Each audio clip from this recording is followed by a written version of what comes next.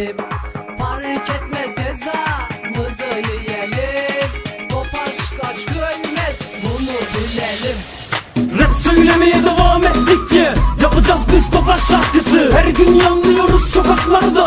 Ulan bu lastikte yanlış mı? Asfalt ağladı, egzoz patladı ve volüm 100 aç tesisatı. Bu ritim farklı, melodi canlı, dinleyenler alacaktır tadını. Her yiğidin harcı değil bu işler, varsa şekerin hadi patla birader. Her şey kaputun altında, olmasak da biz milyarder. Fakir deyip geçme, üzülürsün bak çok zoruna gider. Bu makine ölümü harbi eşdeğer, tüm virajlara yanmayarak girer. Gözümüz yükseklerde olsaydı elezonlarımız kesik olmazdı. Millet takar koluna markasını, biz inleteriz tüm sokakları. Varex abartı ve de manifoldu, meşhurdur paşam bu egzozları. Mecnun bilseydi Tofaş'ın aşkını, hiç sever miydi deli Leyla'yı? Asfalta sıfır, neşemiz tam takır, plaka 27 alayla gırgır. Cepte mangır, şeklimiz ağır, güçlenmiyor ki bangır bangır. Tofaş şaşırtır, her rengi açtır, o yüzden diyemezsin ki hayır. Tarzı farklıdır, Zeron'u kandırır, parlak jantlarla çok alımlıdır. Hayat bir sinema, bizimki yan yan, sizinki sadece kısa bir fragman. Yandı şanzıman, olduk mu pişman, sabırlı olmalı ilacımız zaman. Bak arkasından sanki bir yılan, nasıl da gidiyor